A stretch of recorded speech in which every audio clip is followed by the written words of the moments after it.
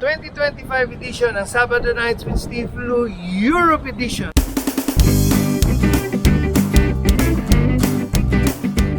Gandang araw sa inyo. This is Steve for Sabado Nights and welcome to Sabado Nights with Steve Lu Europe Edition, the 2025 series. Siguro ito na yung huling episode natin para sa series na to dahil eto na, pauwi na tayo ng Pilipinas. This is our last stop.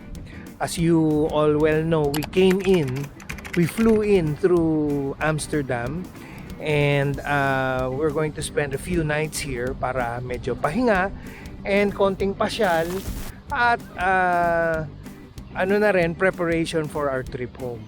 Narito kami, naka-check-in kami ngayon sa Quaint or G-E-I-N, a neighborhood outside of Amsterdam Central. This where I think southwest, if I'm not mistaken. Ito, nandito tayo sa metro station, which is only a few hundred meters, maybe 100 meters away from our from the Airbnb that we're staying at, which is a more guest house. Napaka quiet ng neighborhood. As a matter of fact, kahapon we walked to the restaurant. It was like a 20-25 minute walk and parang wala kaming nakasalubong na tao, parang it was a scene from 28 days. Nakasama ko syempre ang food and art and culture diwata, Katia Angara, of course. Well, I heard Stephen mention about food, and then so he ate at Lucky Garden last night, which is Chinese and Japanese, Asian. So it was near the Jumbo supermarket that Kuno was telling us about, right? So yes. Syempre pagkain, I'm just going to pop up and you'll find me there. And can you mention about sure. from Kuhn, the map? So he was kind enough to provide us with maps for our jaunt around Amsterdam. Yan, doon na sa room mismo, kompleto na siya. Like Katia mentioned, meron ng pati sugar, meron na doon sa room. Tea and coffee capsules. Tea and coffee and even snacks. Mm-hmm. Okay. Right. So yun nga, yesterday we walked to about 20-25 minute walk. Yes. 1.5 kilometers to that Lucky Garden. And on the way back, parang it was a scene from, I don't know if you've seen the movie 28 Days, where there was really nobody on the streets because there was a virus that was going on. Talaga. Everyone into zombies. Yeah. So napaka-quiet. So I'm glad we stayed here kasi again, just like our stay in Barcelona, medyo quiet neighborhood, malayo sa city, so you're outside of the hustle and bustle and near enough to the airport. And the good news is napakalapit nga sa metro, so madali lang pumunta sa Central. So yeah. Can I just say that you'll meet a lot of friendly wildlife because it's such a green, leafy area with lots of big trees and canals. Right. We took pictures with geese, and there are ducks, all kinds of birds.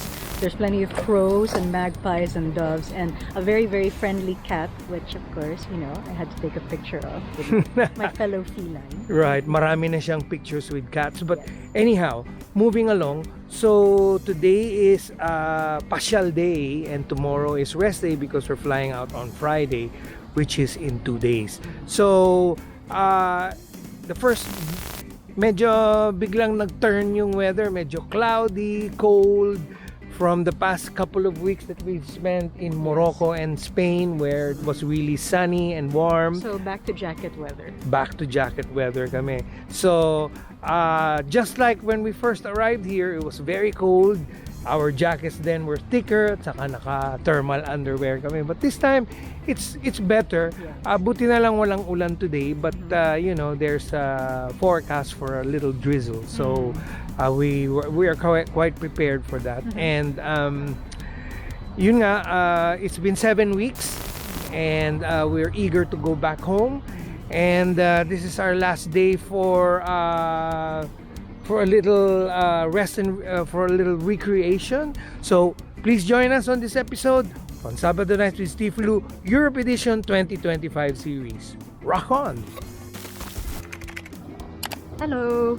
We are here in Amsterdam, well, south of Amsterdam actually, in a leafy, quiet neighborhood where Airbnb is. It's called Amor Guest House after one of the owners. So there's Alvin and Kun. Lovely, lovely people. Kun actually met us yesterday, and he even, the poor darling, even had to help us carry our bags up to the second floor. So that's a top tip. Before you book any Airbnb, make sure to ask what floor it's on, especially if you have mobility problems. Best to stay on the ground floor. We are on the second floor, I believe, and 0 floor here is the ground floor. So remember, there will be a first floor and a second floor too. Fortunately, the unit is self-contained. It has its own ensuite bathroom. It's a good size. Lots of pillows. We're certainly not lacking for pillows here, so I had the most wonderful, refreshing, rejuvenating sleep.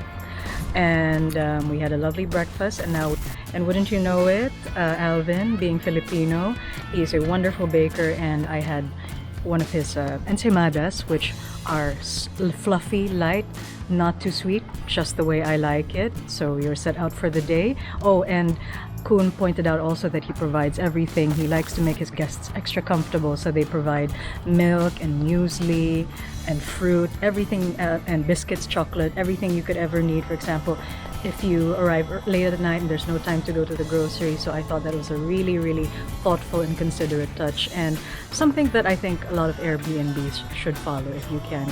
We felt right at home, cozy, and that's probably why I had such a good sleep. And oh, and there's a balcony just right across, so if you happen to like to vape and smoke, you can just go out in the balcony, catch the sun. The weather has been a little rainy, but right now, as you can see, the sun has come out for us. So bringing the sun, I hope we can bring that with us the rest of the day. And we will fill you in with our adventures in Amsterdam today. This has been your Food Diwata for Sabado Nights with Stiff Flu. We will see you later. Mabuhay. Here's a little travel tip. When you are here in the Netherlands or here in Amsterdam, and if you want to take the train or the metro, maayos naman ang kanilang sistema. Here, have a look.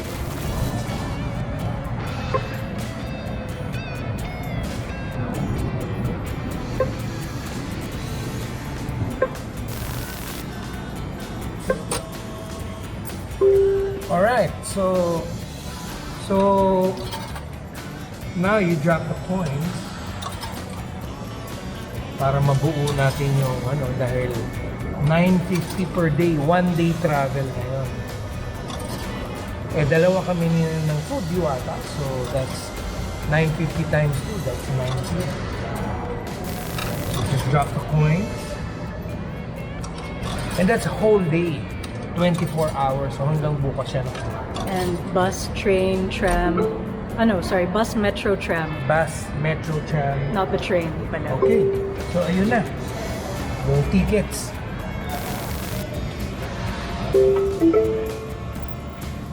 Dun-dun-dun. It's a nice sound. So we got our 2 tickets, which is valid for bus, tram, and train for 24 hours. So mapapansin nyo dito sa Quaint or G-E-I-N, nasa above the platform ang train, hindi siya ang metro, hindi siya subterranean. Kasi nga, medyo probinsya na, medyo malayo-layo na to, suburb na to. Kaya above ground na siya. But of course, sa mga pagpasok mo ng city, underground na siya, our subway. As you can see, the trains look really nice. Dahil ito ang last station, wala pa masyadong tao. And it takes off in 3 minutes. May schedule naman. Kaya napakadali. Okay, so ito na naman tayo sa Amsterdam Central, which is in the center of Amsterdam, and the Central Station, which is connecting throughout the Netherlands. So makakasakay ka ng mga trains or metro dyan that connects you throughout the Netherlands. Anyway, if you research about Amsterdam, maintindihan niyo kung bakit maraming mga dams dito especially within the central area of Amsterdam, dahil nga Amsterdam is below sea level, so minamanage nila yung flooding. That's the reason why. And if you've seen my past episodes, makikita ninyo na napakaraming taong gumagamit ng mga bisikleta dito. If you go to the metro stations, especially in the outskirts of bus station, metro station, and the outskirts of Amsterdam. Makikita ninyo may parking lot doon dedicated to more for bicycles rather than cars. At tambak-tambak at hile-hilera at patong-patong yung mga bisikleta doon. So just a little tidbit about Amsterdam. And of course, dito nga sa Amsterdam, I don't know if they have legalized prostitution, but they certainly regulate it. And also, alam na natin na matagal na, since the 90s or since the 80s pa, marijuana and hash are tolerated here, and you can find them in coffee shops, and they're all over the place. As you walk along the streets and the dams, you will see and smell the sweet flavor of weed. Hello. I won't be talking about just food. I'll also be talking to you about one of the more interesting sites that we've seen on this leg of Amsterdam. So we went to Central yesterday. We took the train from our area, from our Airbnb, and our first stop was a place called the Embassy of the Free Mind, which houses a museum and library. And if you don't mind, yes, your art and culture Diwata does have a código. I like to take pictures of all the places I visit to remind me of what I've seen so that I can also read about it again. So it is known as the Biblioteca Filosofica Hermetica. And the Embassy of the Free Mind is a museum and library dedicated to free thought. It wants to show the free thought for all times. The library collection contains 23,500 books and manuscripts, many of them written by people who wanted to think independently and did not want to be restricted by religious or secular authorities. So asking questions, philosophical questions such as, where do we come from? How was everything made? How did it come about? Why are we here? What does it mean to be human? So as you can see, and there are plenty of books. There's a lot of research about alchemy, which brings me to Steve and I just finished watching Discovery of Witches series on Netflix. Wonderful series. And there is they touch upon alchemy, of course, naturally, which is sort of the bridge between science and magic. Very, very interesting. And if you are doing a paper, if you're a student and you're doing a paper on it, you can access the library. There is the general book collection, but the most interesting for me was, but you have to make an appointment to see it, is the rare books and manuscript collection behind this door. And of course, a lot of rare books and prints, particularly a section about the Holy Grail. And of course, as the Plant Diwata, I can't forget to tell you about, they have a beautiful garden at the back. You should take your time to look around, because if you have an interest in plants, they have a specialization in medicinal plants. There is a book in English describing the kinds of plants they have and their relation to alchemy. For medicinal purposes. So whatever it is that you're interested in, botanical sciences, things like that, you will find it at the garden. There are English descriptions everywhere, and the museum staff are very helpful. They'll point you in the right direction. There is a cafe which sadly was closed at the time, but other days it's open. And on the basement is a secondhand bookstore. It is called, if I may pull that up, it is the Secret Bookstore, Amsterdam Antiquarian Bookstore, where I managed to pick up, yes, a secondhand book for €5, and I was very happy about that. I found it extremely intriguing.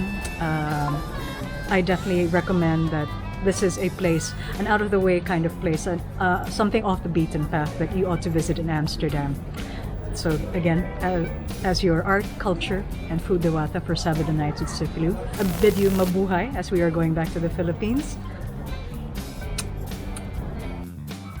So salamat sa inyong pagtangkilik dito sa Sabado Nights with Steve Lu Europe Edition 2025 series. It's been fun. I hope you guys enjoyed that just as much as I did. See you in the next adventure here on Sabado Nights with Steve Lu.